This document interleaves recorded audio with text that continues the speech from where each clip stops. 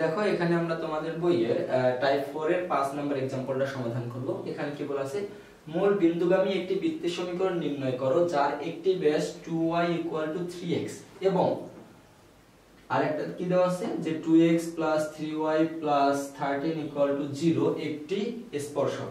তার মানে একটা বৃত্তের সমীকরণ নির্ণয় করতে বলছে যা মূল বিন্দু দিয়ে যায়। এই কথাটা বলে দিয়েছে এখানে যে মূল বিন্দুগামী একটা বৃত্তের সমীকরণ নির্ণয় করতে হবে যার একটা ব্যাস দেওয়া আছে আমাদের বা ব্যাসের সমীকরণ দেওয়া আছে এবং তার একটা স্পর্শক দেওয়া আছে। তো আমরা যদি বলি যে একটা বৃত্ত আছে, দেখো এই যে হচ্ছে এটা একটা হচ্ছে বৃত্ত। তো যদি এটা একটা বৃত্ত হয় তাহলে বৃত্তের অবশ্যই এটা একটা কি হবে, ব্যাস হবে। তাহলে বৃত্তের একটা ব্যাস আছে, সেই ব্যাসটা ব্যাসের সমীকরণ দেওয়া আছে সেটা হচ্ছে কি 2y 3x। এটা হচ্ছে আমাদের ব্যাসের সমীকরণ। বা এটাকে যদি আমরা একটু সহজ ভাবে লিখি বা সাজাই লিখি তাহলে 3x - 2y 0 এটা হচ্ছে আমাদের সেই ব্যাসের সমীকরণ এবং আরেকটা স্পর্শক দেওয়া আছে। তো তার আগে একটু লক্ষ্য করো এখানে যে ব্যাসটা দেওয়া আছে সেটা হচ্ছে কি 3x - 2y 0 অথবা এটাকে আমি এইভাবেও লিখতে পারি y 3/2x। তো y 3/2x এই রেখাটাকে কিন্তু বলা যাচ্ছে কি y mx। আর এই y mx এই রেখাটা হচ্ছে কি মূল বিন্দুগামী রেখার সমীকরণ।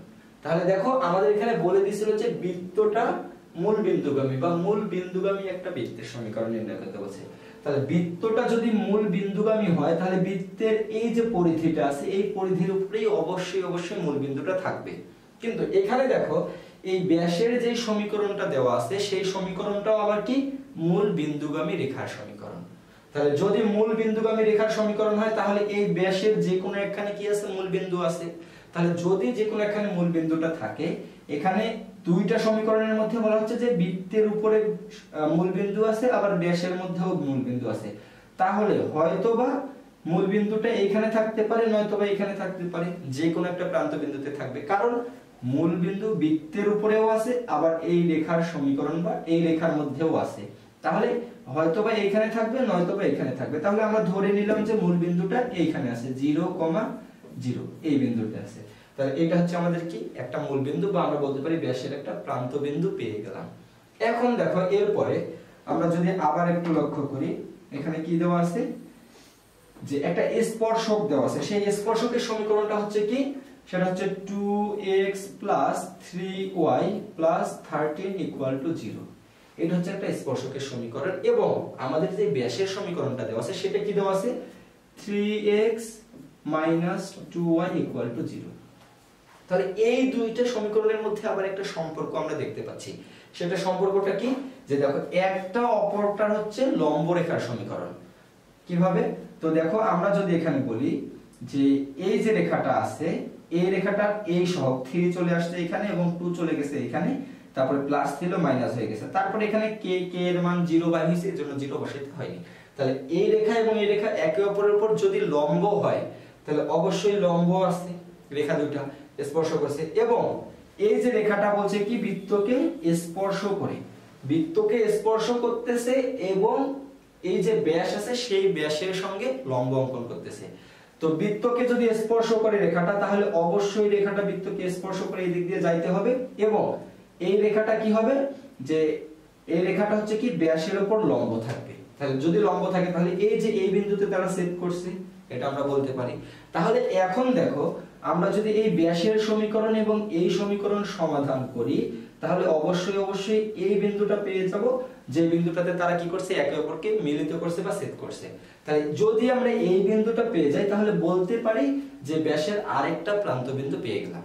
যদি ব্যাসের আরেকটা প্রান্ত বিন্দু পেয়ে যাই তাহলে ব্যাসের দুইটা প্রান্ত বিন্দু পেয়ে গেলে আমরা সহজেই বৃত্তের সমীকরণ নির্ণয় করতে পারবো। তাহলে এখন দেখো তাহলে এখানে আমরা বলতে পারি কি যে এখানে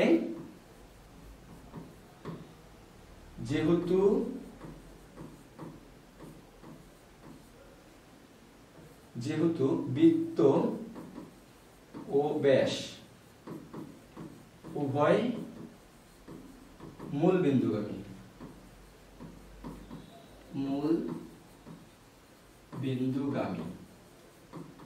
তাহলে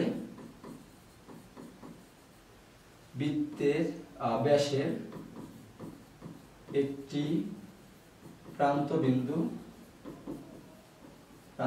বিন্দু হবে মূল বিন্দু। তাহলে বৃত্তের একটা প্রান্ত বিন্দু মূল বিন্দু বা 0,0, সেই 0,0 বিন্দুটা আমরা এটা পেয়ে গেছি। এখন এরপরে যেহেতু কি আছে যে এই যে স্পর্শকটা হচ্ছে কি এর উপর কি লম্ব, কার উপর, সেটা হচ্ছে ব্যাসের উপর লম্ব। তাহলে স্পর্শক যদি ব্যাসের উপর লম্ব হয় তাহলে তাদের এই রেখা এবং এই রেখার যে মিলিত বিন্দু বা ছেদ বিন্দুটা হবে ব্যাসের অপর প্রান্ত বিন্দু। তাহলে এখানে বলতে পারি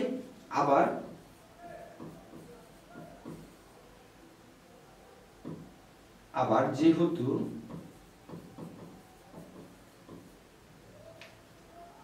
two X minus 3y equal to 0 ও স্পর্শক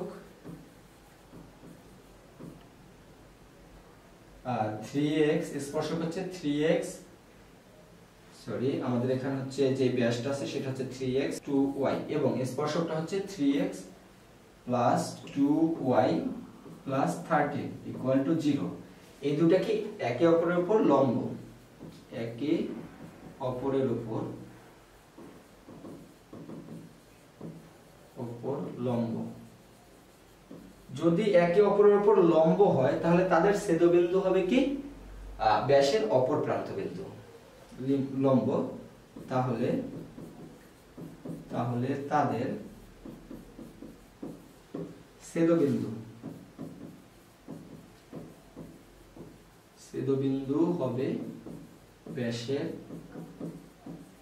অপর প্রান্ত বিন্দু।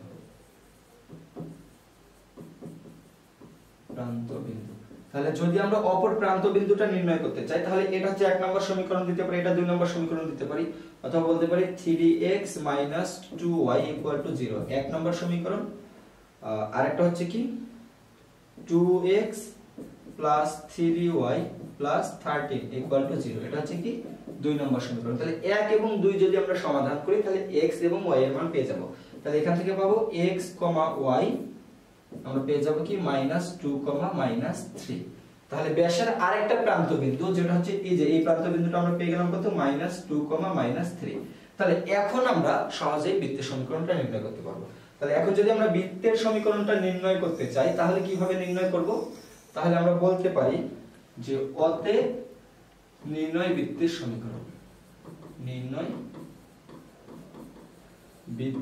সমীকরণ, যদি ব্যাসের প্রান্ত বিন্দু দেওয়া থাকে তাহলে সূত্র হচ্ছে x x1।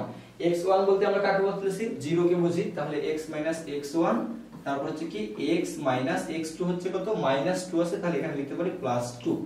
এরপরে প্লাস y y1 হচ্ছে 0 এবং y y হচ্ছে -3 আছে, এখানে লিখতে পারি আমরা +3 0। তাহলে এটা যদি ক্যালকুলেশন করি তাহলে আমাদের কত আসছে x² plus 2x plus y square তারপর হচ্ছে কি প্লাস 3y 0। তাহলে এখানে আমরা সহজভাবে লিখতে পারতেছি এটাকে যে x square plus y square plus 2x plus 3y 0। তাহলে এটা হচ্ছে আমাদের সেই অ্যানসার।